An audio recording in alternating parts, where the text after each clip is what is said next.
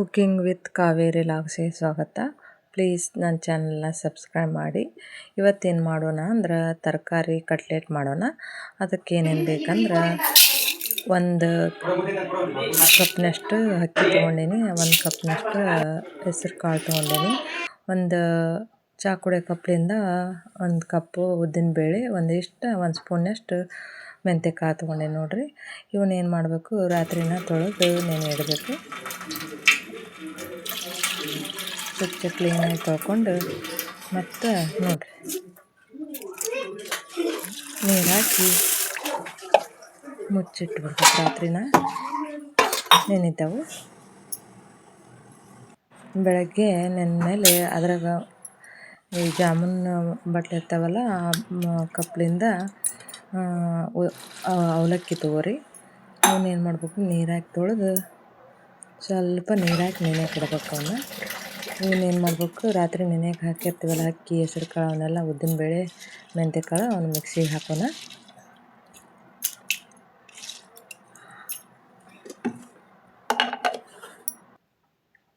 ನೋಡಿರಿ ಈ ಥರ ಪೇಸ್ಟ್ ಮಾಡ್ಕೊಂಡು ಒಂದು ಬಾಣಲೆ ತಗೊಳ್ಳೋಣ. ಇವು ಅವಲಕ್ಕಿ ಇಟ್ಕೊಂಡಿರ್ತೀವಲ್ರಿ ನೆನೆಯಕ್ಕೆ, ಅವನ್ನ ಹಾಕ್ರಿ. ಅವನು ಮಿಕ್ಸಿಗೆ ಹಾಕ್ರಿ.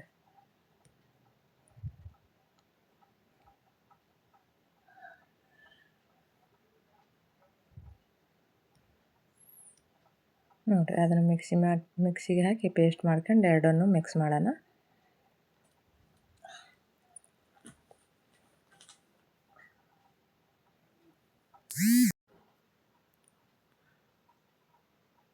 ನೋಡಿರಿ ಅದಕ್ಕೇನು ಸೋಡಾ ಪುಡಿ, ಒಂದು ಸ್ವಲ್ಪ ಉಪ್ಪು ಹಾಕೋಣ, ರುಚಿಗೆ ತಕ್ಕಷ್ಟು ಉಪ್ಪು ಹಾಕಿ ಎಲ್ಲನೂ ಸೋಡಾ ಪುಡಿನ ಹಾಕಿ ಕೈ ಆಡಿಸ್ಬೇಕು, ಎಲ್ಲ ಮಿಕ್ಸ್ ಆಗಬೇಕು. ಈ ಕಡೆ ಕ್ಯಾಬೇಜ ಹೆಚ್ಚಿಟ್ಟಿನಿ, ಒಂದಿಷ್ಟು ಸ್ವಲ್ಪ ಗಜ್ಜರಿ, ಕ್ಯಾಬೇಜ, ಈರುಳ್ಳಿ, ಕರಿಬೇವು, ಕೊತ್ತಂಬರಿ, ಒಂದು ಸ್ವಲ್ಪ ಪಾಲಕ್, ಸೌತೆಕಾಯಿ, ಒಂದು ಸ್ವಲ್ಪ ಹಸಿಮೆಣ್ಸಿನ್ಕಾಯಿ ಪೇಸ್ಟ್ ತೊಗೊಂಡು ನೋಡಿರಿ ನಾನು. ಅದಕ್ಕೆ ಒಂದೊಂದು ಹಾಕೋಣ.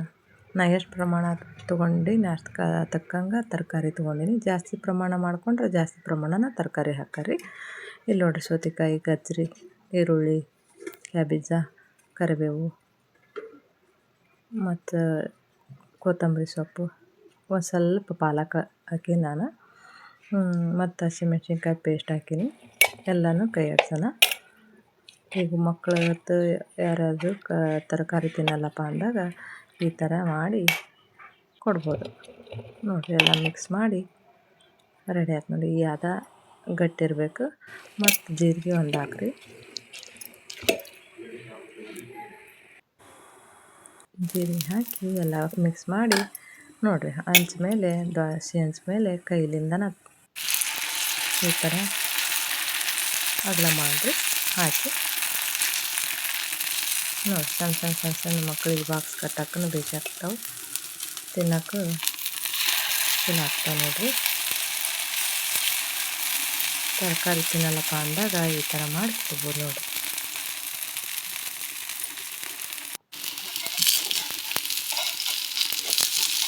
ಸ್ವಲ್ಪ ಮೇಲೆ ಎಣ್ಣೆ ಹಾಕಿ ತಿರುಗಿ ಹಾಕ್ಬೇಕ್ರಿ.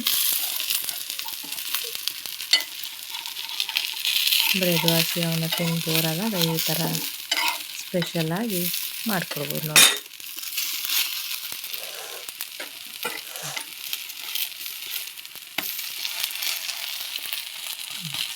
ರುಚಿಯಾದ ತರಕಾರಿ ಕಟ್ಲೆಟ್ ರೆಡಿ ಆದ ನೋಡಿರಿ.